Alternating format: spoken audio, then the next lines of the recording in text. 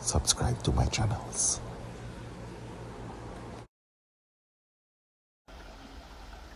What's up, fish vibers? Let me see if I can capture this entire pond. You know, sometimes it's not always clearly seen in the videos. This is rough. I actually shut it down because what we're going to get into, I just wanted it to be a bit quiet. So here we go. So what really caused the disaster in this koi pond, and again, it's not only kois, it's iridescent shark kois, clown loaches. I have one the Boise cichlid and a lot of red rainbow fish and some Botsmani rainbow fish. I'm going to try to be as succinct as possible as to what happened in this pond.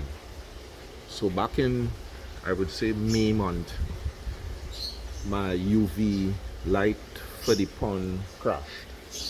Now the UV light is really in the filter.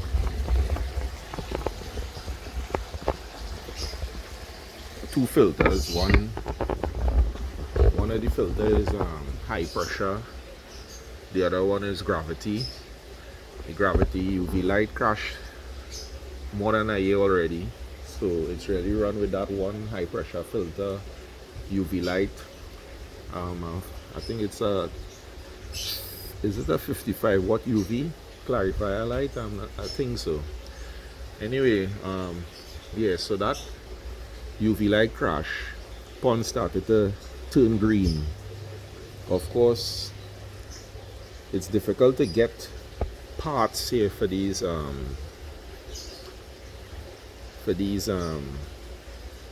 filters or UV light replacement bulbs and that kind of thing in Trinidad. These guys, they just sell you the full thing, and when something happens, you're on your own. And a lot of time the brand they have, you know, you can't even get replacement parts on Amazon or anywhere else. Having said all of that though, yeah, the UV light crashed. I decided to go green water. Then one day I had a meeting and the rest was history. I came outside. I decided to empty the pond, lower the pond. I don't know why. Needless to say, I went back to the meeting, and by the time I remembered I was lowering the pond, you all saw that video. The disaster occurred. All the water ran out. Since then, I then acquired a fish feeder.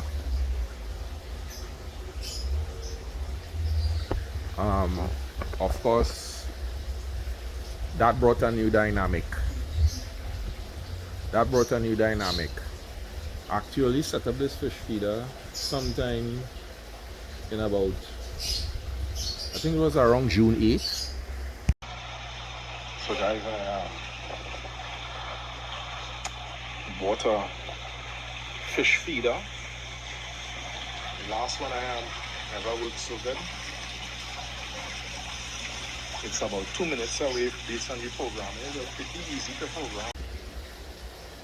And I really say and show that to say that the pond crash took place around May 28th. And so how this algae bloomed. And why? Because, well, the UV light went down in the filter. And guys, I went to take a little bit of water from in this pond, and I left and went in a meeting and drained the entire freaking pond down, guys. The context of those dates, while it may not be exact dates, because you know sometimes you upload, I'm not sure, I upload in private mode on YouTube, and then I would release when necessary. So, but I remember those videos were released pretty quickly. But I really put that span, which works out to about anywhere between 10 and 12 days, to really put relevance to the fact that the question is it the new feeding pattern that caused this pond to crash, or was it the fact that the pond was building up algae because of no UV light? Now, in the algae, in case of the algae, what could be happening is this water being green. I'm not getting a good feel for whether it's time to change, although I did try to accelerate servicing the filters even more at that time.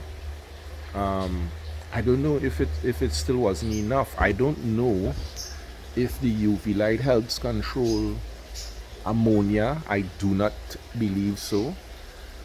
But the truth is that's one consideration, and of course the other consideration is the fish feeder.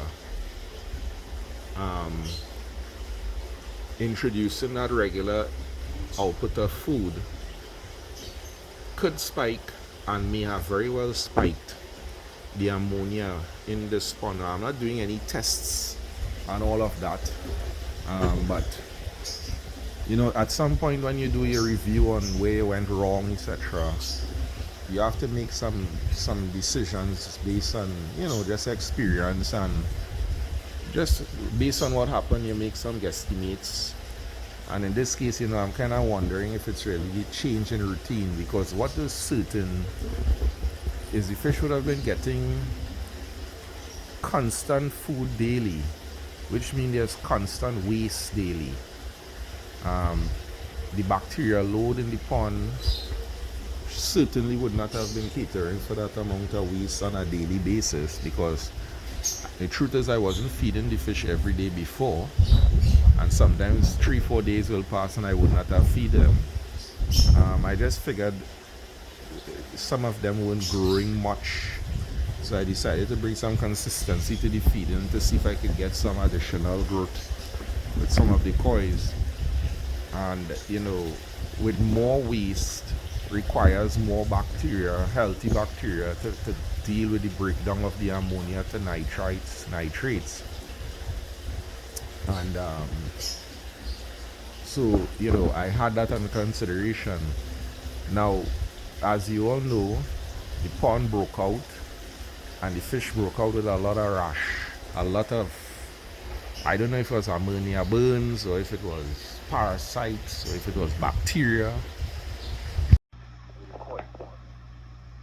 As you can see in the fish tails, a lot of them. I don't know what is happening. I think it's a parasite. Actually, I went to my fish guys at the fish farm, and they're telling me it looks like an external parasite. If you look at the tails, and especially on the, and not so much this white one, I noticed he doesn't have a lot of it, but even the colored ones, look at this one, look at the tails, it's like a rash, a really nasty rash, and it's on their fins and tails. It's really disgusting, guys.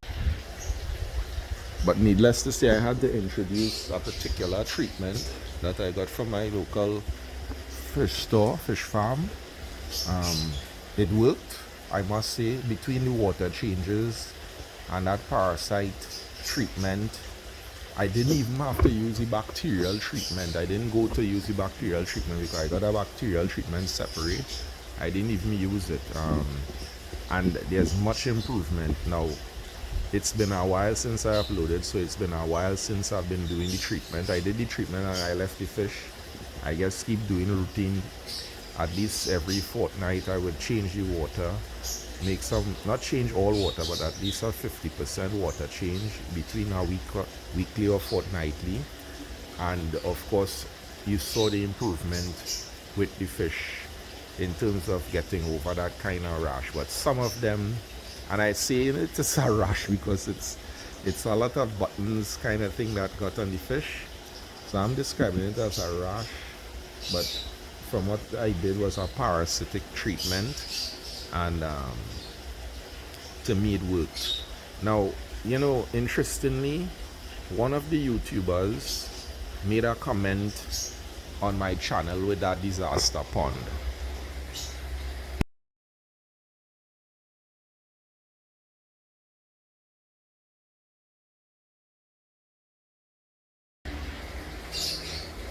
As you can see, both of us went into back and forth.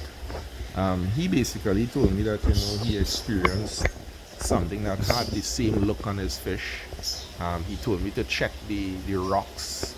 Probably something was dead and lodged. Now, I didn't do it right away because I don't have a lot of rocks in this pond.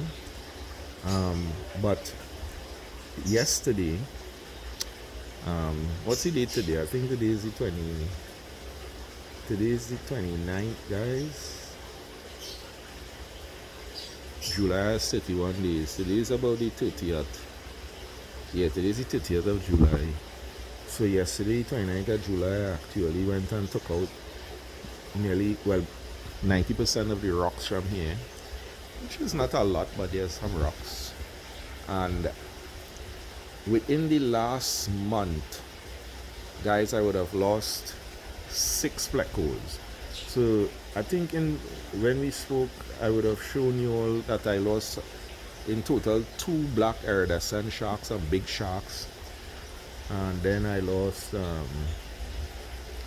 about 5 or 6 plecos, those armored plecos. Now, I didn't take any photos of them because at one point it's kind of annoying showing fish loss, but I kept saying to myself, why am I losing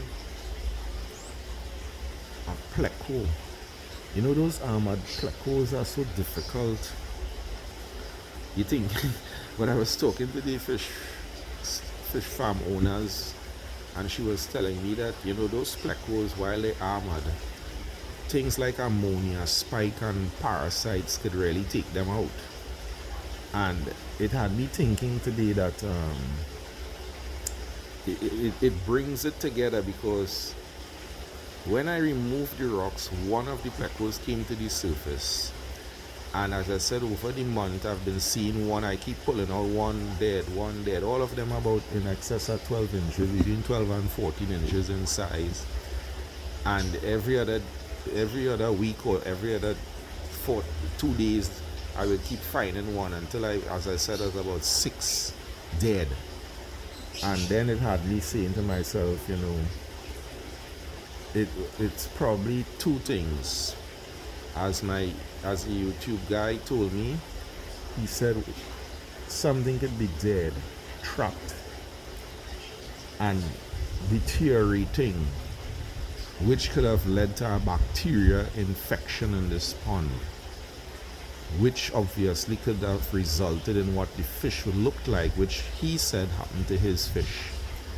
And therein lies what I believe the challenge is: a combination of an ammonia spike, which the fish farm owners told me really can impact those plecos, and sometimes with that ammonia spike, those plecos are the first to go. I'm thinking that 1 or 2 of those plecos probably died and got stuck in between the rocks, because that's where they were anyway, and within the rocks. Did not come to the surface in any hurry, started to break down because of that kind of armored plate body structure they have. You would not have gotten the breakdown as quickly as a regular fish, and contaminated the entire pond. And all of that happened with this algae spike. Difficult to see, and therein lies my thinking. So at this moment, as you would see, the pond is green. I did do a replacement of the UV light, the bulb. I got a bulb from the fish farm, but it only lasted about 2 weeks. That's one of the things I noticed about those UV lights. When those guys try to buy the UV light and store it, that's a no-no, because it's not as if it's good when you finally use it and they store it must be months later, a year later, who knows how long they have that. It's a no-no. It doesn't last long. So I ordered a new UV light. I should get it at least within the next fortnight. I'll be doing a lot more water changes on this pond, and until that UV light comes. But for the time being, as I said, the fish are doing good. They have recovered. The water is the only thing I'm concerned about in terms of making sure it don't get bad. This fish feeder and the amount of food here, I'm hoping the new bacteria colony is growing to match and treat with all the amount of ammonia that is now coming in with the waste. I'll figure all those things out, and I'll keep you guys posted as always. So this should be the last update as it relates to this disaster and this pond. I'll not be talking about this again unless someone has a question or two. Until next time, over and out. Subscribe to my channels.